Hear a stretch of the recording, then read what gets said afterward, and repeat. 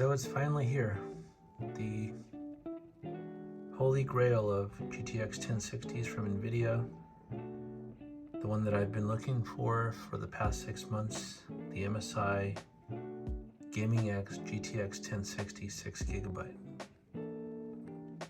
Now I was under the impression that this was the best GTX 1060 you could buy, so much so that I couldn't find one for less than $125. I've never seen one in person. I've heard good stories, I've heard good benchmarks, and not seeing it in person doesn't do it justice. The videos online make it seem like a good card, but not that much. But just to give you an idea of how massive this card is,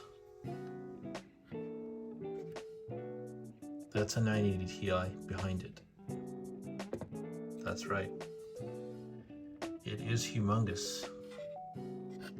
It's actually taller than a typical card would be. The backplate goes way up here.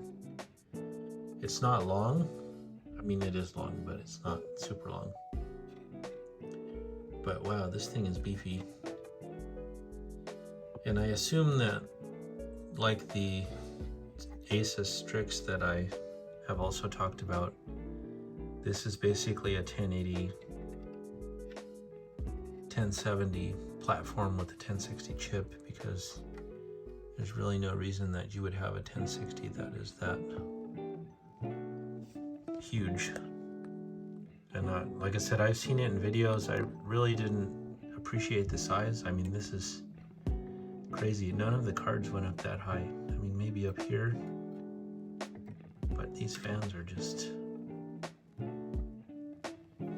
insane. So I have not opened it yet.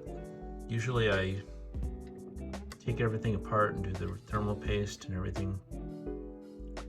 I didn't do that in this case because it was running relatively cool from my initial testing, and I thought it would be great.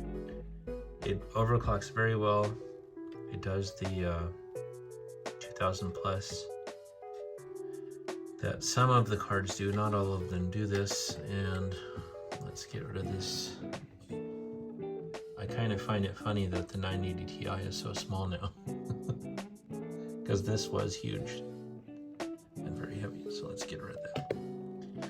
But let's talk about this card and compare it to, unfortunately, I sold all of my 1060s since the last videos that I made. And so I can't do a size comparison, but it is, I mean, the PCB, I don't know why it goes up so high. And then there's this weird thing here that holds that on. So let's just talk about the card real quick before the performance. So this Gaming X, this lights up LED. I'll have a picture of that. And then there's a red LED that comes through here, which you should also see in the picture. The fans are way large compared to fan size. So I think these are 80s or 90s. This is probably 120.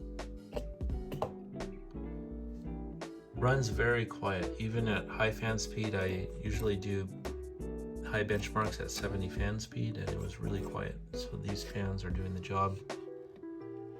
And let's look at the back plate. So it's all original. I haven't opened it yet. It's just kind of a vent. I don't know if this is... Not sure if the back plate actually does anything. There's no thermal pads or anything. I think it's more of just for looks than anything. A pin power connector. And these. There's a lot of plating in here.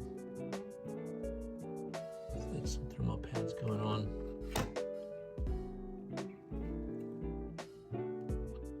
Can use a cleaning.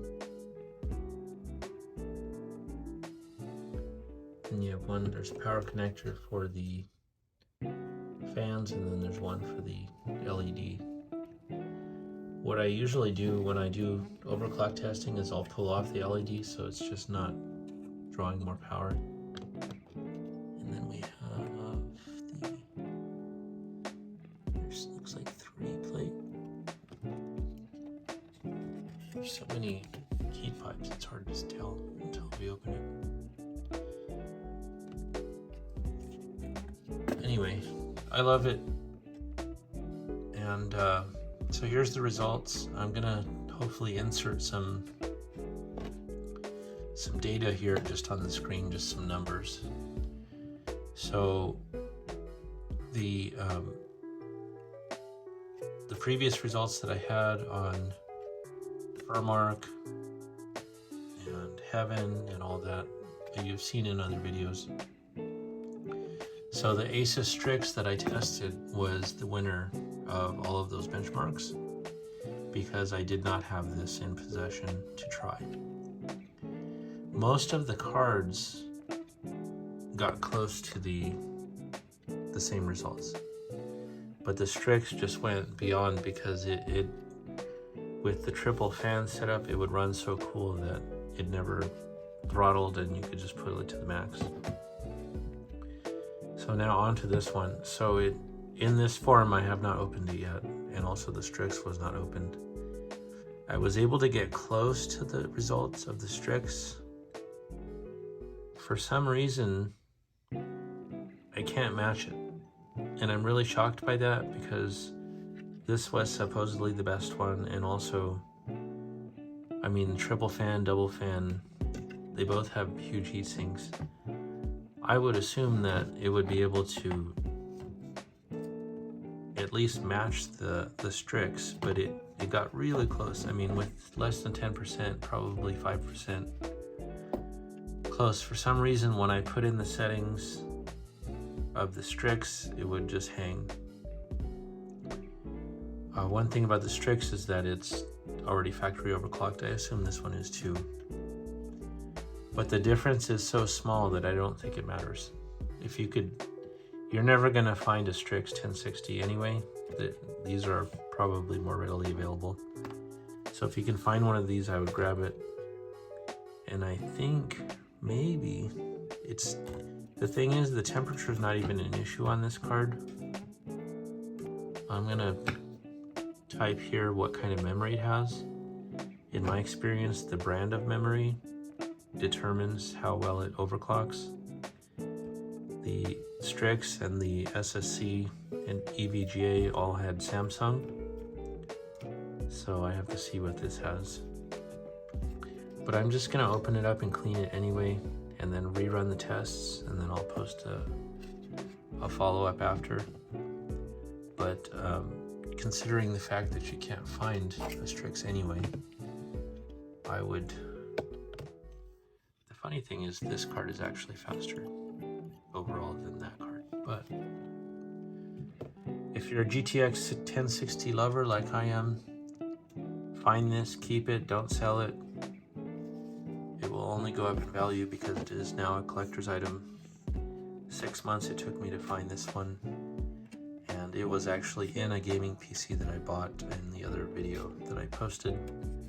Just by accident, I bought a gaming PC and looked inside and this was in there. So that's great. There's also a 3 GB version of this, which has the same heatsink, which is strange, but if you can find that, I would get that as well. But I like it. For $100 or maybe, I doubt you could find this for less than $100. Just a nice piece of history. So there you have it. The Msi Gaming X GTX 1060 6 GB is best 1060 overall. I hope that I can water cool a 1060 just to see if that matters. I know Gamers Nexus did that, or somebody did, and it didn't really matter. It didn't change the results of the benchmarks, but Considering I was gonna do it to the Strix, but I didn't because it was so massive that I hated to take everything off. But I wonder if maybe this one would enjoy some water cooling. So tell me what you think. Should we water cool this or just leave it the way it is? Okay, let's put up some numbers. Here's the fortnite testing, and the testing is done at full overclock, basically the highest that I can overclock it. And the MSI won just by a little bit. The interesting part here is that the MSI temperature was much less than the other two, but you can see how close they are.